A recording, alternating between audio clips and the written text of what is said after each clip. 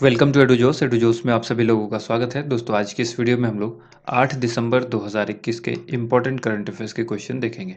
इस वीडियो में आपको करंट अफेयर्स के साथ साथ एक्स्ट्रा फैक्ट्स बताया जाता है और जितने भी एक्स्ट्रा फैक्ट्स होते हैं इससे रिलेटेड अगर कोई स्टैटिक जीके के क्वेश्चंस होते हैं तो वो भी आपको बताया जाता है। तो वीडियो में लास्ट तक बने रहिएगा और वीडियो पसंद आती है तो इसे लाइक एंड शेयर जरूर कीजिएगा। डेली 10 से 15 मिनट का समय यहाँ पर ज़रूर दें, क्योंकि यहाँ पर आपको सिर्फ करंट अफेयर्स पढ़ाया नहीं जाता बल्कि रिवाइज भी करा जाता है।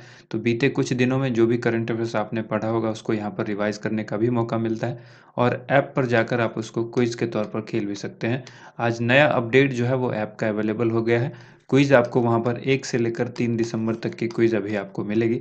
धीरे धीरे ये क्विज जो है वो और ऐड हो जाएगी, जैसे 4 की नहीं है, 5, 6, 7 और 8, ये सब जो है वो आने वाले दिनों में धीरे धीरे ऐड होती चलेगी। मैं ज़्यादा करके ऐड करूँगा एक दिन में, ताकि धीरे धीरे ये जो डेट है उसको कवर कर ले। ठीक है, जैसे कि 9 तारीख को 9 तारीख की क्विज मिल जाए, 10 को 10 की क्विज मिल जाए, तो ये मेरी कोशिश रहेगी। तो ऐप को जल्दी से आप लोग इंस्टॉल करें और वहाँ पर रिव्यू रेटिंग्स हैं वो सभी आप लोग वहाँ पर दे सकते हैं। तो चलिए वीडियो को शुरू करते हैं। शुरुआत करेंगे हमारे डेली मोटिवेशनल कोट से। हासिल होगी मंजिल भी तू तैयारी करके तो देख, आग लगेगी फिर सीने में तू चिंगारी बन के तो देख। तो चिंगारी करंट अफेयर्स डेली जरूर देखा कीजिए। कल जो हमने सवाल पूछा था चिंगारी प्रश्न, उसका आंसर सबसे पहले देखेंगे। टेस्ट क्रिकेट के एक पारी में 10 विकेट लेने वाले तीसरे गेंदबाज कौन बने हैं? ये सवाल हमने आपसे पूछा था। रविचंद्रन अश्विन, आर अश्विन इसका करेक्ट आंसर होगा और काफ़ी सारे लोगों ने इसका आंसर सही दिया था। तो चलिए अब बढ़ते हैं आज के करंट अफेयर्स की तरफ। प्रतिवर्ष भारत में सशस्त्र सेना झंडा दिवस कब मनाया जाता है? इस क्वेश्चन का आंसर हो जाएगा ऑप्शन सी, 7 दिसंबर को मनाया जाता है। आर्म्ड फोर्स फ्लैग डे, भारतीय सशस्त्र सेना झंडा दिवस इसको कहा जाता है। पूरे देश में, पूरे भारतवर्ष में ये मनाया जाता है हर साल 7 दिसंबर को। ठीक है, भारतीय सशस्त्र सेना झंडा दिवस थल सेना, नौसेना और वायुसेना के जवानों के कल्याण हेतु मनाया जाता है। ये 1949 से 7 दिसंबर को भारत में हर साल मनाया जाता है। 7 दिसंबर के दिन इस दिवस को मनाने के पीछे कारण ये है कि दरअसल भारत को आज़ादी मिलने के बाद 28 अगस्त 1949 को भारत सरकार के द्वारा भारतीय सेना के जवानों के कल्याण के लिए एक समिति का गठन किया गया था। इस समिति ने 7 दिसंबर को प्रति वर्ष झंडा दिवस मनाने के लिए चुना। ठीक है, इसके बाद देखिए क्वेश्चन है, प्रतिवर्ष अंतर्राष्ट्रीय नागरिक उड्डयन दिवस जो है वो कब मनाया जाता है? ये उड्डयन होगा, इस तरह से उड्डयन लिखा जाता है, यहाँ पर टाइपिंग एरर है। तो नागरिक उड्डयन दिवस कब मनाया जाता है, यानी वर्ल्ड सिविल एविएशन डे पूछा गया है। तो ये भी 7 दिसंबर को ही मनाया जाता है। आंसर होगा ऑप्शन ए। यहाँ पर याद रखना है, प्रतिवर्ष अंतर्राष्ट्रीय नागरिक उड्डयन दिवस जो है 7 दिसंबर को मनाया जाता है। 2021 की थीम इंपॉर्टेंट है, ये याद रखिएगा, advancing innovation for global aviation development. यह दिवस अंतर्राष्ट्रीय नागरिक उड्डयन संगठनों की भूमिका और महत्व के बारे में जागरूकता बढ़ाने के लिए मनाया जाता है। संयुक्त राष्ट्र महासभा ने 1996 में 7 दिसंबर को अंतर्राष्ट्रीय नागरिक उड्डयन दिवस के रूप में घोषित किया है। अंतर्राष्ट्रीय नागरिक उड्डयन दिवस पहली बार वर्ष 1994 में मनाया गया था। अंतर्राष्ट्रीय नागरिक उड्डयन संगठन मुख्यालय है कनाडा के मॉन्ट्रियल में है, यानी इसका जो हेडक्वार्टर है वो कहाँ है? कनाडा के मॉन्ट्रियल में है। वर्तमान में भारत के नागरिक उड्डयन मंत्री कौन है? ज्योतिरादित्य सिंधिया है। नेक्स्ट क्वेश्चन है यहाँ पर, हाल ही में जर्मनी का नया चांसलर किसको बनाया गया है? काफ़ी इंपॉर्टेंट सवाल है, इसको अच्छी तरह से याद रखिएगा। आपके एग्जाम में देखने के इसके चांसेस जो है 90 से 100% तक है। तो इस क्वेश्चन को अच्छी तरह से याद रखिएगा, जर्मनी के नए चांसलर कौन बने हैं?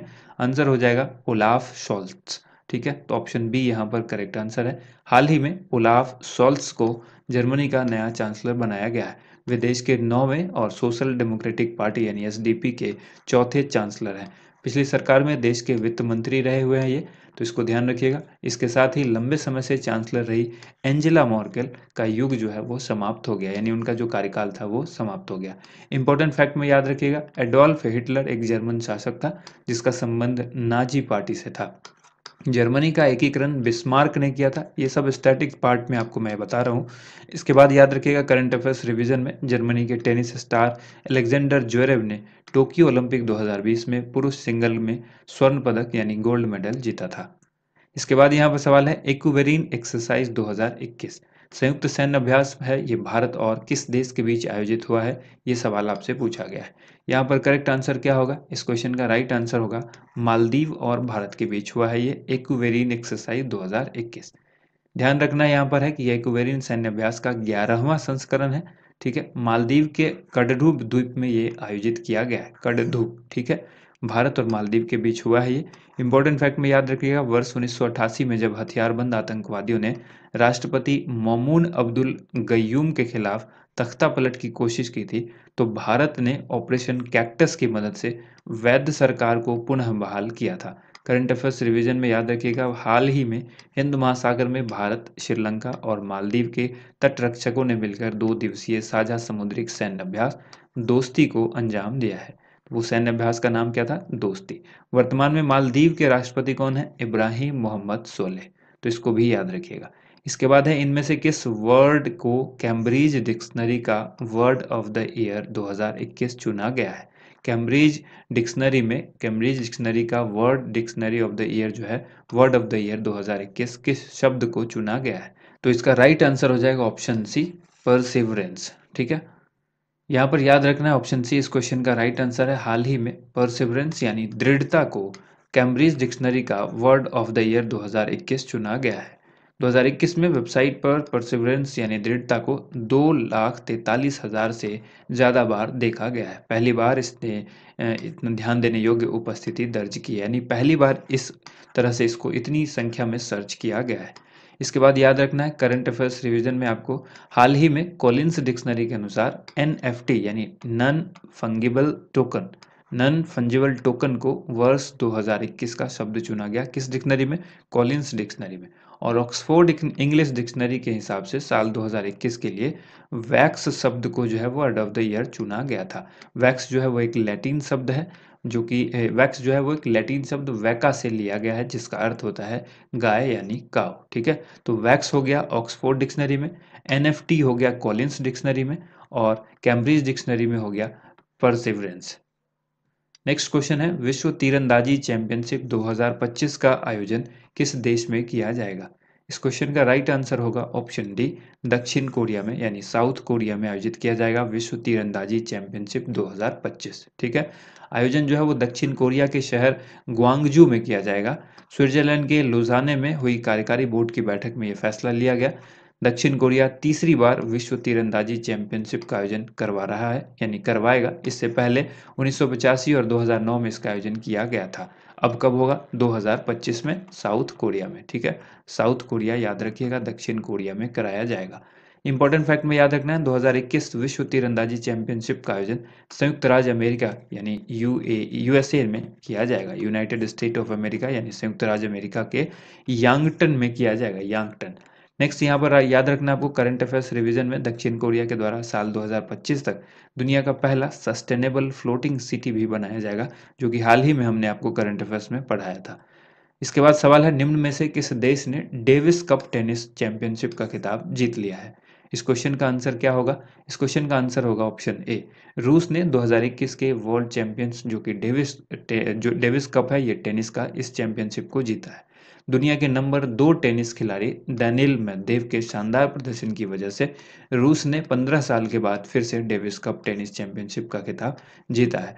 रूस ने 2018 के विजेता क्रोएशिया को 2-0 से हराकर जो है वो तीसरी बार ट्रॉफी का पर कब्जा किया है। इससे पहले 2002 और 2006 में यह खिताब जो है वो रूस ने जीता था। इंपॉर्टेंट फैक्ट में याद रखिएगा, डेविस कप को टेनिस का विश्व कप भी कहा जाता है। तो काफ़ी इंपॉर्टेंट सवाल है, अक्सर एग्जाम में पूछा जाता है डेविस कप किससे संबंधित है, तो टेनिस याद रखिएगा। यह पुरुष टेनिस में एक अंतर्राष्ट्रीय टीम इवेंट है। डेविस कप का जो महिला समकक्ष है वो बिली जीन किंग कप है, और यह अंतर्राष्ट्रीय टेनिस महासंघ के द्वारा आयोजित किया जाता है डेविस कप।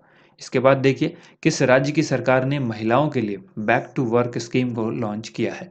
इस क्वेश्चन का आंसर होगा ऑप्शन बी, राजस्थान के द्वारा किया गया है। राजस्थान सरकार ने पारिवारिक परिस्थितियों के कारण नौकरी छोड़ने वाली महिलाओं के लिए बैक टू वर्क योजना शुरू की है। इसका लक्ष्य अगले 3 वर्षों में निजी क्षेत्र की मदद से 15,000 महिलाओं को रोजगार देना है।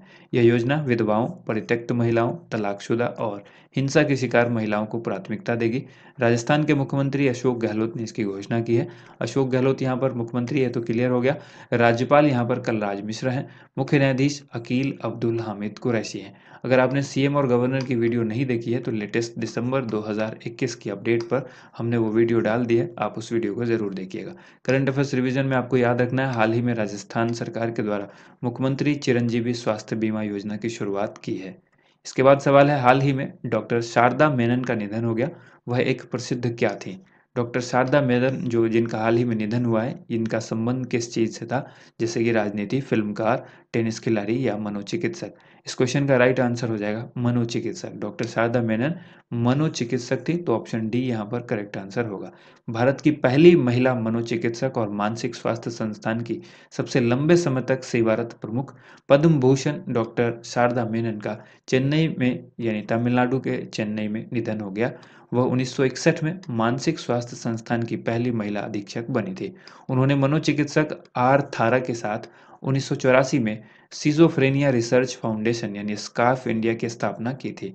उन्होंने मानसिक बीमारियों से प्रभावित लोगों के परिवारों का समर्थन करने वाले समुदाय आधारित मंच आशा की भी स्थापना की थी।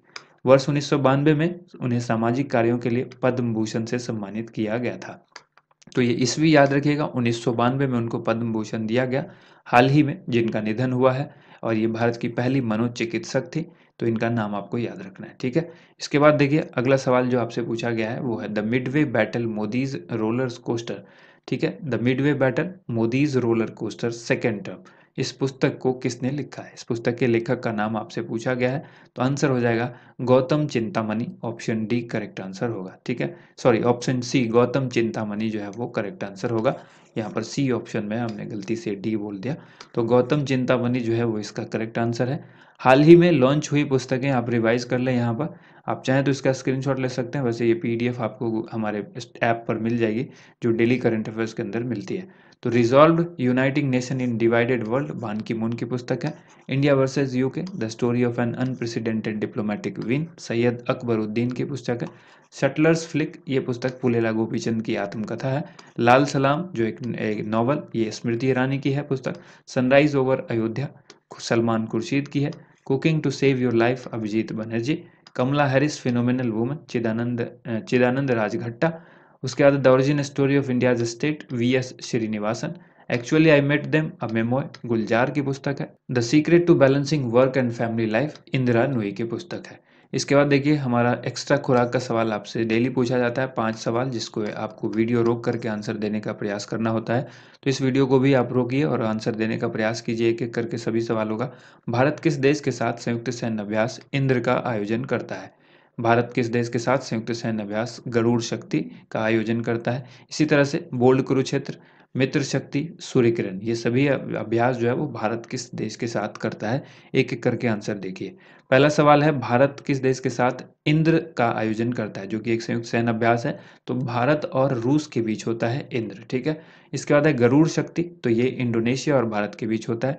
फिर है बोल्ड कुरुक्षेत्र, तो ये सैन्य अभ्यास सिंगापुर और भारत के बीच होता है। इसके बाद है मित्र शक्ति, तो ये श्रीलंका और भारत के साथ होता है। और फिर है सूर्य किरण जो कि नेपाल और भारत के साथ होता है। अब बारी है आज के चिंगारी सवाल की। चिंगारी प्रश्न का उत्तर आप सभी को कमेंट बॉक्स में लिखना होता है। आज का सवाल है, प्रतिवर्ष विश्व मृदा दिवस कब मनाया जाता है? 4 ऑप्शंस हैं, 4 दिसंबर, 5 दिसंबर, 6 दिसंबर या फिर 7 दिसंबर। जो भी करेक्ट आंसर है वो आप कमेंट बॉक्स में ज़रूर लिखिए। उम्मीद करते हैं आप सबको वीडियो पसंद आई होगी। वीडियो को ज़्यादा से ज़्यादा लाइक एंड शेयर कीजिएगा। Thank you so much. आप सभी लोगों का वीडियो देखने के लिए बहुत बहुत धन्यवाद।